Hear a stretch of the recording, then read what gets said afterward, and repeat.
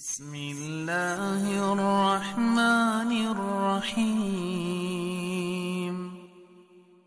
والعصر إن الإنسان لفي خسر إلا الذين آمنوا وعملوا الصالحات وتواصوا بالحق وتواصوا بالصبر.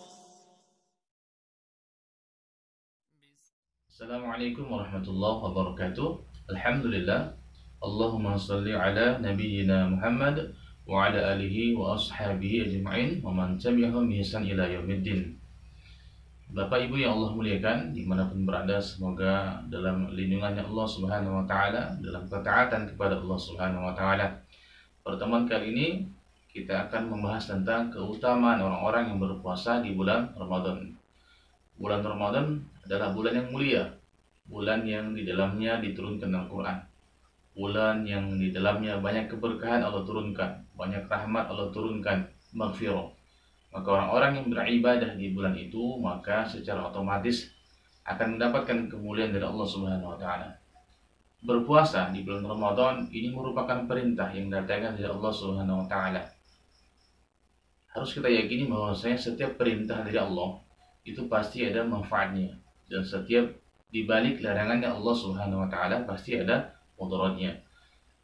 Perintah puasa ini dalam Quran, Allah Subhanahu wa taala berfirman, A'udzu billahi minasyaitonir rajim, ya ayyuhalladzina amanu kutiba 'alaikumusiyam. Wahai orang-orang yang beriman, diwajibkan atas kamu berpuasa, kama kutiba 'alal ladzina min qablikum, sebagaimana diwajibkan orang-orang sebelum kalian, la'allakum tattaqun, supaya kalian bertakwa. Jadi perintah puasa ini supaya apa? Kita bertakwa kepada Allah Subhanahu wa taala. Kenapa bisa menjadi bertakwa? Karena orang berpuasa ini sebenarnya sedang latihan, ya.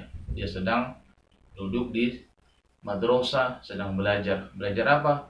Menahan syahwatnya, menahan lisannya untuk tidak berbicara yang kotor, yang kasar, yang dusta. Dia tahan tangannya untuk tidak memukul, untuk tidak mencuri, dia tahan kakinya untuk tidak menuju kepada tempat-tempat yang maksiat. Semua anggota tubuhnya berpuasa.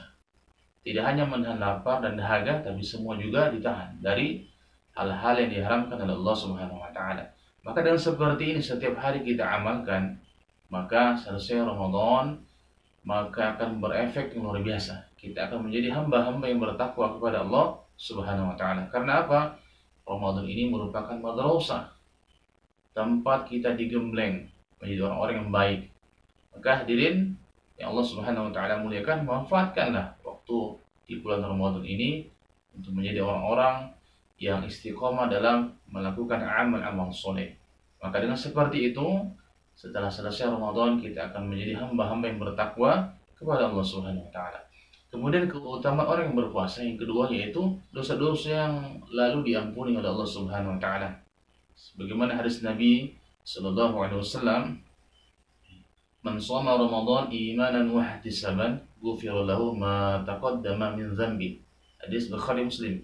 Ya, kata Nabi sallallahu alaihi wasallam dalam hadisnya, barang siapa yang berpuasa di bulan Ramadan dengan iman, artinya meyakini bahwa ini perintah Allah, ini kewajiban dari Allah Subhanahu wa taala, dan ihtisab, artinya ikhlas mengharapkan pahala dari Allah Subhanahu wa taala, untuk mencari ridhonya Allah Subhanahu wa taala. Ya, ghufirallahu ma taqaddama min dzambi. Maka Allah Subhanahu wa taala akan ampuni dosa-dosa yang sudah berlalu. Hadis Bukhari Muslim. Masya Allah, kemuliaan yang luar biasa diberikan bagi mereka yang berpuasa. Dosa-dosa yang lalu diampuni oleh Allah Subhanahu wa taala. Maka jaga puasa Anda, jaga kualitasnya. Kemudian yang ketiga, yaitu doa orang yang berpuasa itu diijabah oleh Allah Subhanahu wa taala. Sebagaimana hadis Nabi, "Salasatun la turaddu da'watuhum." Ya. Ada 3 perkara yang doa mereka tidak ditolak oleh Allah Subhanahu wa taala. Yang pertama, as-shaimu hatta yuftira. Orang-orang yang berpuasa sampai dia berbuka. Yang kedua, wal imamul adil, yaitu imam yang adil atau seorang pemimpin yang adil. Yang ketiga yaitu da'watul mazlumi, itu doanya orang-orang yang terzalimi. Maka 3 orang ini doanya langsung diijabah oleh Allah Subhanahu wa taala. doa yang tidak ditolak oleh Allah Subhanahu wa taala. Ya.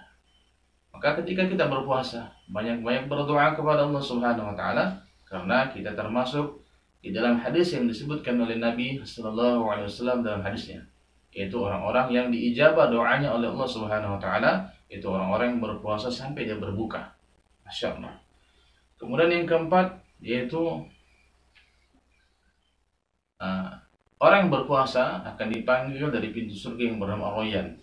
Sebagaimana hadis Nabi sallallahu alaihi wasallam, "Fil jannati thamaniyatu abwabin." Di dalam surga itu ada 8 pintu surga, ya. "Fiha babun yusamma Ar-Rayyan." Yang di dalamnya ada pintu yang bernama Ar-Rayyan. "La yadkhuluhu illa shaimun." Tidak akan masuk di dalamnya pintu surga yang bernama Ar-Rayyan ini kecuali orang-orang yang berpuasa. Masya Allah. Maka hadirin yang Allah Subhanahu wa taala muliakan, ini salah satu bentuk kemuliaan dari Allah Subhanahu wa taala bagi mereka yang berpuasa. Ya.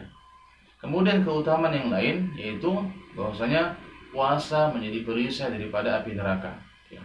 Sebagaimana hadis Nabi sallallahu alaihi wasallam, "Innamas siyamu jannatun yastajinnu bihal 'abdu minan nar." Ya. Sesungguhnya puasa adalah perisai daripada api neraka.